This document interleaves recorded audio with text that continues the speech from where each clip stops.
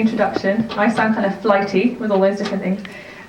Basically, what I've worked on has been on vulnerability and access, looking at where people aren't represented and where people don't have access to different resources, and trying to identify ways to help that. So what I'm going to talk about isn't about me really at all.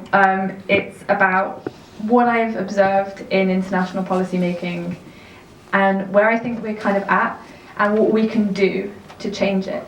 Because I think one of the issues that often comes up in gender is that we talk about the problems that we're facing and the lack of diversity, but as people we don't really know how we can affect it. You know, there are people say things like, oh, patriarchy is to blame, and then you're like, but what do you do about it? So this is more of a practical thing, but any questions about anything that I've done, please feel free to ask me. Okay, so 20 years ago, there was a conference in Beijing and on women and girls, mustn't forget the girls, and the key outcome that was represented was women's equal participation in decision making is not only a demand for justice or democracy, but can also be seen as a necessary condition for women's interests to be taken into account. Without the active participation of women and incorporation of women's perspectives at all levels of decision making, the goals of equality, development, and peace cannot be achieved. So we're 20 years on. And where are we at? And I think one of the interesting things that I've seen, I've been working in various ways, be it volunteering or consulting or other work, for 10 years. And I think there's been a change. I do think there's been progress, but there's just so much left to do. It's slow progress. But I think it's important to recognise steps that we make towards progress, as well as critiquing the place that we're at. So the fact that even now there are routes for young people to come in to policy making, through be it on gender or on development or on security, is very important. There are ways of going in through, such as the G20 now has a youth panel where the outcome document is actually considered alongside of it. And as part of that, there was also the Girls 20, where the needs of girls were considered as well as the needs of women. I think looking at age as another marker in addition to gender is key.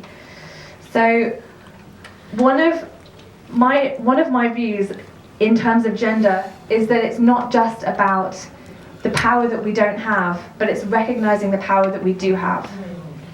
This is something that I have seen affecting women and girls all over the world, is that we don't know the power that we already possess.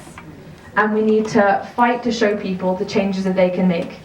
You absolutely do not have to be, thanks, thanks guys. You absolutely don't have to be in the UN to make a change. In fact, sometimes I think having an independent voice is unbelievably helpful. Every government has a feedback mechanism where you can say exactly what you think. NGOs, companies, you have opportunities to have your voice heard. And now social media. I mean, I cannot use Twitter for the life of me, but I know people who have had conversations and dialogues through this medium that they have seen shifts happen because of it. And I think it's so important to see that. However, there is this massive gap in decision making between men and women, especially in policy.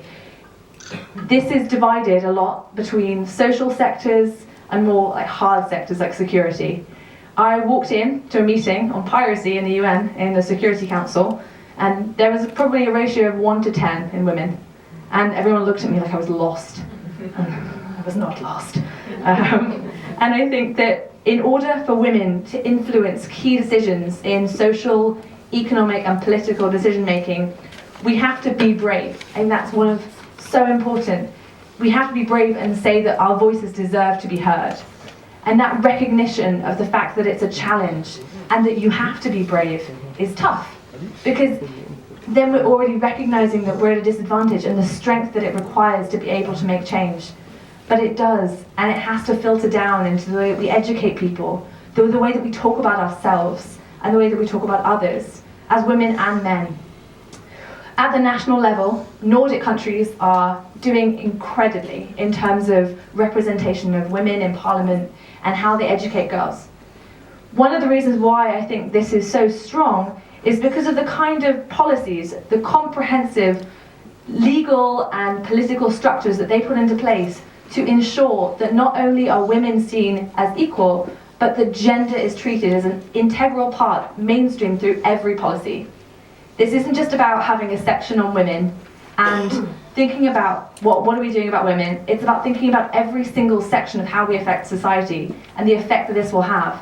How is this biased? What binary has been created? What roles are women having? If women are only in the early stages of a sector and they're not at the end point, what is it that's happening? I think one of the key issues in policy-making processes is that there's this gap that we see women coming in, but then where are they going? We see people who are outside of direct policy-making, who aren't engaging with their government. They have the right to vote in the UK, but are they exercising it? How much education do they have on the role that they can play? So, hold on one sec. The Council for Foreign Relations wrote a piece, which I read today, which was talking about senior positions in the US, about how only 30% of senior positions were held by women. I don't think this is a US problem. I don't think we can just blame the US. I think it's a global phenomenon. At the top level, there aren't the women, and the problem is that we're treating this as a US issue, as a global north issue, and we have to look at how every independent country is being affected individually and looking at holistic ways of changing this on every level. One of the issues that comes up a lot is the family versus work phenomenon. The idea that women have to make a choice. My grandmother is still baffled by the idea that I want family and a career. She doesn't understand how you can have both, because we have created a narrative that suggests that to be a woman means to make a choice. You have to choose where you want to be successful. How do you want to define your success, as a mother or as a leader? And I don't think that's a narrative that helps anyone. It doesn't help women, it doesn't help men, and it certainly doesn't help the children that we raise. There is a lack of administrative infrastructure, and it's something that we need to shift. We need to look at the ways in which women aren't helped, and the way that women are constructed, even if they leave work at a high level and they're paid and they come back. How are they perceived by their colleagues, and what can we do? What are the programs that are surrounding existing policies, and how can we affect them? I think one of the ways that everybody can have an influence in how their companies work is to see the way their colleagues are treated, to be vocal. If you see something happening, whichever industry you work in, that you think is unfairly treating somebody, be it on ethnicity, be it on gender, be it on age, that you speak up. Though I worked in an organisation that I'm obviously not going to name, when I arrived, I saw all these cases of discrimination against women, and nobody said anything, and I was, obnoxious and young, and went in and was like, why has nobody spoken? And nobody wanted to speak because they were afraid of how it would affect their own career.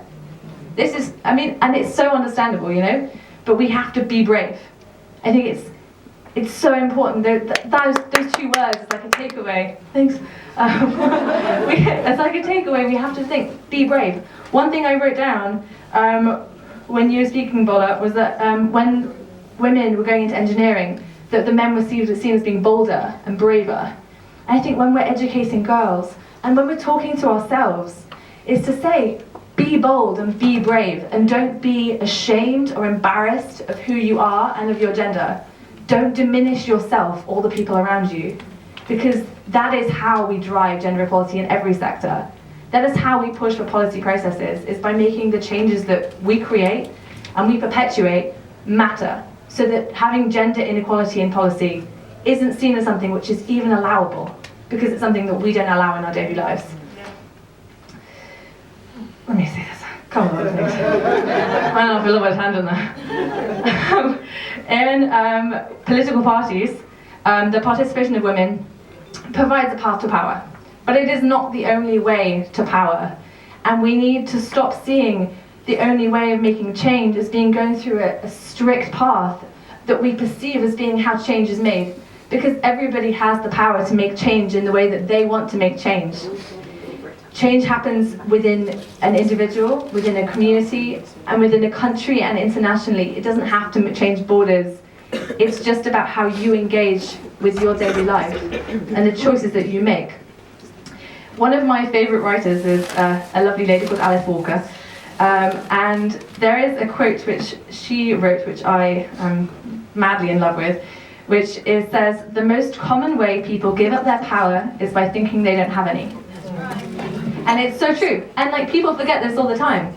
You have every opportunity, but you don't realise the power that you have. I used to work, when I finished university, I worked in UK Parliament for an MP, you know, doing really basic stuff. It was really fun, but it was like, and I would get all these letters that his like constituents would send in, like, God, so many. And he'd be like, "Oh, I've had 10. That means I have to address it in Parliament." And I was like, if 10 people complain about any issue, their voice will be heard. One person. It takes 10 individuals to make an issue so that somebody has to address it. We are so blessed to live in a country where our voice can be heard that loudly. And we have to teach people that they can use it. You know, like, I dragged this MP on a 10-mile walk for Oxfam to raise awareness of maternal health in Ghana because I turned up at his office hour. Every MP has a day a week where you can go and see them. You can go and talk to them. You can talk about issues that you have in your country. And if they get enough people, it will change things. Every citizen has a role to play in policy making.